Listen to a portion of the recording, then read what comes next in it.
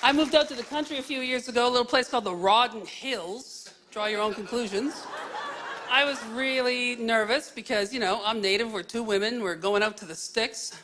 We get out there, there's a whole bunch of Crown land out there. But the Crown land has a big section of clear cut right through the center of it. So there's a tiny little country store out there where everybody goes to get everything they need. Lipstick, chainsaws, you name it. That's the place. So the first night I'm out there, I decide I'm gonna go get a little coffee cream and stuff for the morning. So I just walk into the store, a bunch of the old fellas in the neighborhood all standing around in a circle, and they're talking about this big section of clear cut. Now, 2 weeks earlier, there had been a court case in New Brunswick that we lost. We didn't even win it. And it was about logging, right? About our treaty rights to log, and we had lost the case, and it was in the paper. So I walk into the store, and these guys are standing in a big circle, and they're talking about the clear cut. And one of them says, "The natives cut that. Natives cut that clear cut." It's my first night there. What do I do? I can't let it go. That's not how I roll. No. So I walked over to him, I said, "What natives do you think clear cut that?" "What do you mean, what natives?" I said, "Well, the nearest community is Indian Brook." It's like, "Yeah, Indian Brook. It's like 70 kilometers away. It's all forest. Do you suppose these natives drove by all those trees to come and cut these trees?" He looks at me. "Well, I don't know. I don't know which natives. I just know the natives did it." I said, "Well, how do you know that?" "I saw it in the paper." I said, "Oh, clearly he's looking at the pictures and not reading the words." I said, "Well, what'd you see?" "Well, I saw these native guys with their big ponytails and chainsaws cutting down trees." "Oh, really? How big's the clear cut?" 7 hectares. 7 hectares. So how many natives with how many chainsaws would it take how many decades to clear cut 7 hectares? His response? "Don't bother me with the facts. The natives cut it."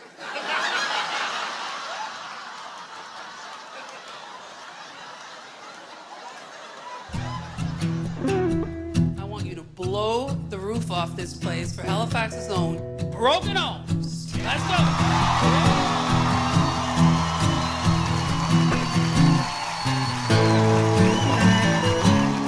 The first time that I heard the Broken Ohms sing, I was actually at a tattoo festival and I was ready to leave on my break. And they sang the Immigrant Song by Led Zeppelin, and this voice came, "Ah!" And I was like, "Who is that?" And I can't even say what I said, but I said, "This guy sings his beep off." And went back in to see who it was. It was a band called Broken Ohms. I've been their biggest fan ever since. And when you hear this guy's vocals, you're going to understand why.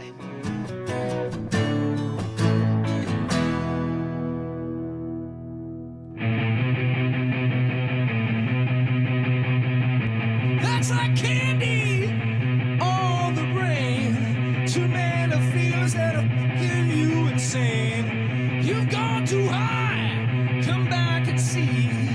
We'll mix your sweet with the sour eventually. No more complaints, you went to war. Coming down from it and you don't know what it's for. Now in your mind, we will relay. That's the thing that got you there afraid.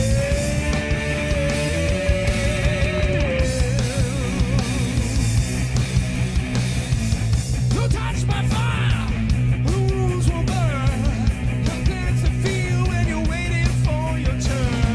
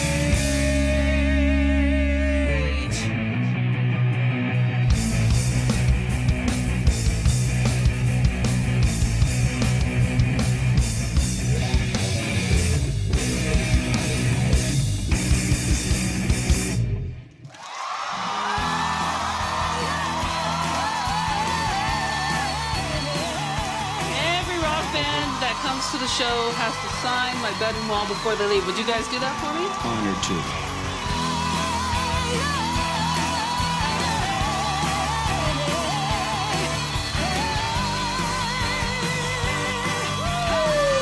All right, let's have a group hug. Group hug, everybody in. Yeah. Broken arms, everybody. Broken arms. Let's hear it for them.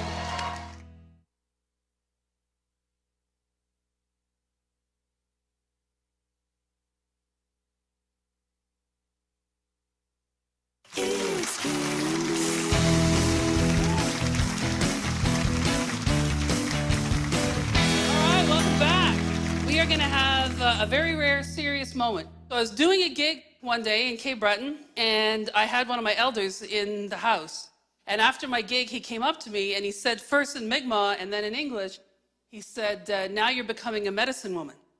And I said, what do you mean? Like, what are you talking about? And he said, well, you know, humor is something that Mi'kmaq people have used to heal for years and years and years. And now that you're using that, that means you're starting to be part of the healing power of the nation. So that was like super, super powerful for me. Then I got a call right after the residential school survivors signed their settlement with the government. And I know a lot of people in Canada didn't understand that and kind of begrudged that money. And I know that's because they didn't understand what residential school was all about. So I got a call and they said, the residential school survivors are going to be meeting in Moncton, New Brunswick with a whole bunch of government employees, and they're going to have to recount their experiences over 3 days. And I mean, there was sexual abuse and emotional abuse and all kinds of horrible things. And they said, we want you to come in on the third night and do comedy. And I thought, I don't think so. This is not going to be a fit. I'm not going to be able to do that. I hung the phone up. I got a call from one of the elders. And she said, humor's how we heal. That's the gift you got. That's what you owe. So when an elder says that to you, you put your stuff in the car and you go. So I drove to Moncton very, very nervous. I was supposed to do a 20-minute set. It ended up being an hour and 10 minutes. They were so generous with their laughter. They were laughing to tears, crying and laughing. It's kind of the same release. And I couldn't believe that people who had been through such horrible things and had just, kind of recounted all that could be so generous of spirit and so filled with laughter. And after the gig, I said, let's not clap for me. Let's have a round of applause for the survivors. And one by one, they all came up to me and they were all like, oh my God, you don't know me, but I'm your friend on the internet, no.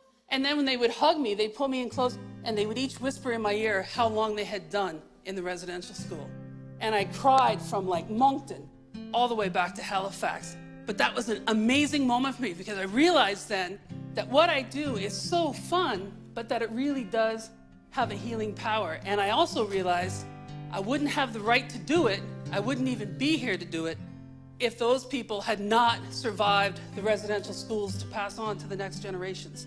So I want to dedicate tonight's episode to all the survivors of residential schools all over the country. And I'd love it if you could come up with me and we could give them a round of applause. Come on up. Come on. Let's all get up. Yeah.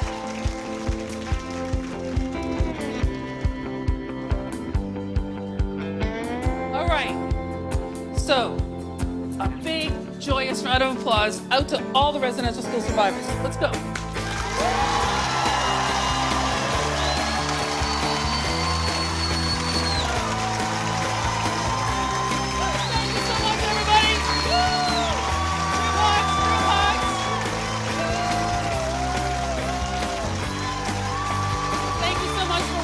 Come back next time on The Candy Show.